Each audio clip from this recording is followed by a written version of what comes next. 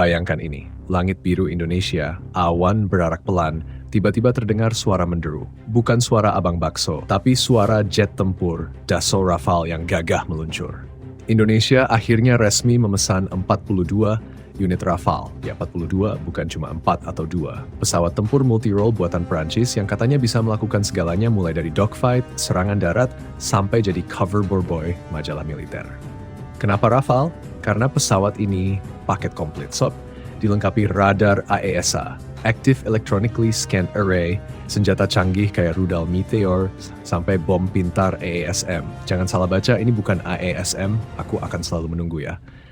Rafale juga punya kemampuan siluman alias stealthy. Meski bukan murni kayak F-35 dari Amerika Serikat, tapi tetap bikin lawan mikir 2 kali sebelum musik. Dan yang bikin makin keren, Indonesia bakal dapat versi Rafale F3R alias F3R yang udah upgrade sana-sini. Ibarat smartphone baru keluar dari toko, lengkap dengan aksesoris. Lucunya, di tengah pengiriman Rafale ini, Indonesia juga tetap pakai Sukhoi Su-30 dan F-11 dari Amerika Serikat. Jadi, ibaratnya TNI sekarang kayak punya tim Avengers, ada yang dari Rusia, ada yang dari Amerika Serikat, ada yang dari Perancis, tinggal kurang Iron Man 1 biar komplit. Oh ya, jangan lupakan juga urusan persenjataan. Rafale bisa bawa rudal jarak jauh yang bisa nyasar target dari jarak ratusan kilometer, rudal Exocet buat gebuk kapal musuh, dan bahkan punya kemampuan bawa senjata nuklir. Tenang, Indonesia nggak beli yang nuklir-nuklir, kok cukup yang konvensional aja. Semua ini tentu jadi game changer buat kekuatan udara Indonesia. Dulu kalau latihan udara, tetangga mungkin mikir, itu lagi F-11 tua, sekarang begitu Rafale muncul, langsung auto wow, upgrade. Jadi mari kita tunggu kedatangan perisai baru langit Nusantara ini. Siap-siap ya, langit Indonesia bakal makin ramai. Bukan cuma sama pesawat komersial dan drone paket, tapi juga sama Rafale yang siap jaga kedaulatan dengan gaya keren bak pahlawan super. Tapi tunggu dulu, sob, cerita makin seru kalau kita bahas soal pilotnya. Bayangin pilot TNI AU yang biasa terbangin Sukhoi Su-30 tiba-tiba dikasih kunci Rafale, kira-kira reaksinya gimana? Pilot Sukhoi. Waduh, tombolnya banyak amat nih. Ini kalau salah pencet bukannya nyala radar, malah buka Spotify kali ya. Untungnya Dassault udah mikir matang. Kokpit Rafale itu dirancang mirip game modern, banyak layar sentuh, tombol-tombolnya ergonomis, dan ada sistem fly-by-wire yang bikin manuver super smooth. Katanya sih, kalau pilotnya udah biasa main flight simulator, setengah jalan belajar Rafale udah lewat. Dan jangan lupakan, Rafale ini bukan cuma soal speed dan gahar di udara, tapi juga soal networking. Yap, pesawat ini bisa terhubung dengan armada lain lewat sistem data link, alias ngobrol-ngobrol digital di udara. Jadi, bayangin Rafale lagi patroli, bisa sambil chat sama kapal perang. TNI AL atau radar darat. Bro, ada kontak asing di koordinat sekian, siap-siap ya. Oke, kita standby di sini. Jangan lupa kalau mendarat, bawa oleh-oleh roti Perancis. Sementara itu, para teknisi TNI AU juga siap-siap. Soalnya, ngurusin Rafale itu nggak bisa kayak ngurusin pesawat tempur lama. Ini ibarat rawat mobil sport Eropa. Kalau biasanya bengkel tinggal ganti oli dan cek mesin, di sini teknisinya harus ngerti software, avionik canggih, sampai struktur komposit. Teknisi lama biasanya saya cuma benerin Sukhoi pakai palu sama obeng, kok sekarang disuruh update firmware juga. Belum lagi soal logistik. Rudal-rudal Prancis kayak Mika dan Meteor beda sama rudal-rudal yang dipakai Sukhoi atau F-11. Jadi, Indonesia bakal punya gudang senjata yang makin rame. Isinya rudal dari Rusia, Amerika Serikat, dan Prancis. Waduh, kayak koleksi Gundam versi militer nih. Selain itu, Rafale juga bisa jadi pesawat serbaguna buat misi penting kayak pengamanan Laut Natuna, operasi intelijen, sampai jaga-jaga kalau ada pesawat asing coba usil.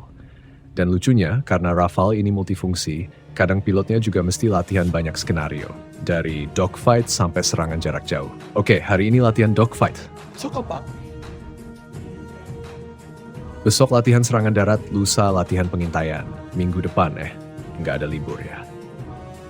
Bisa dibilang dengan kedatangan Rafale, Indonesia nggak cuma nambah kekuatan udara, tapi juga nambah PR buat para personel TNI AU. Dari belajar sistem baru, ngurusin spare part canggih, sampai latihan skenario tempur yang makin rumit, semua harus siap. Selain soal teknis, ada juga sisi politik yang bikin cerita Rafale makin menarik.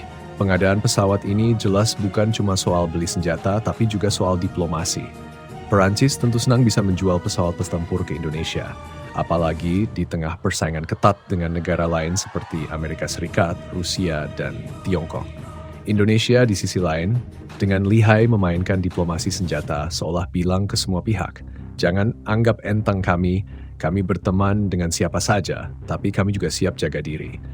Di belakang layar, proses pembelian Rafale bukan sekadar transaksi duit, tetapi juga soal alih teknologi, offset, dan kerjasama industri.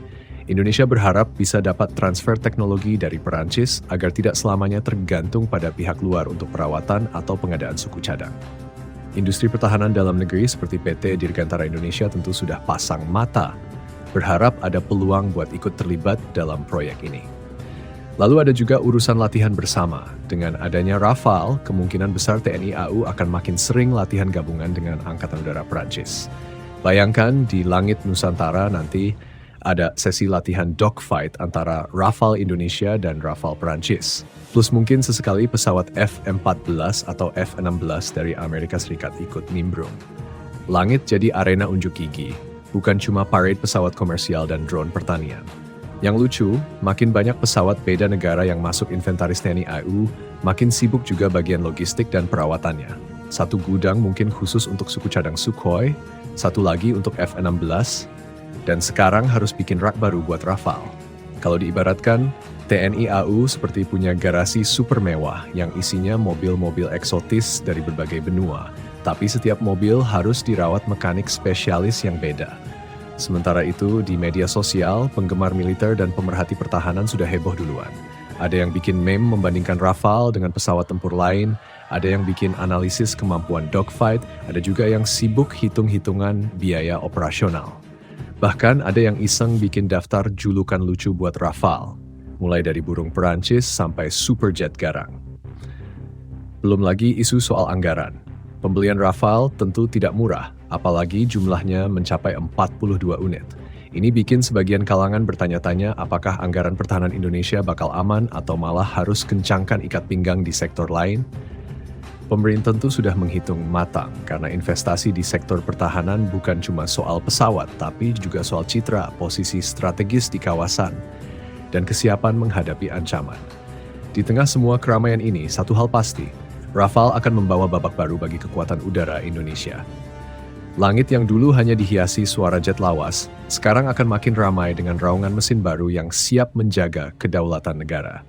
Tidak cuma kuat di atas kertas, tetapi juga siap unjuk kemampuan di medan sesungguhnya. Dengan kedatangan Rafale, Indonesia resmi memasuki babak baru dalam dunia pertahanan udara.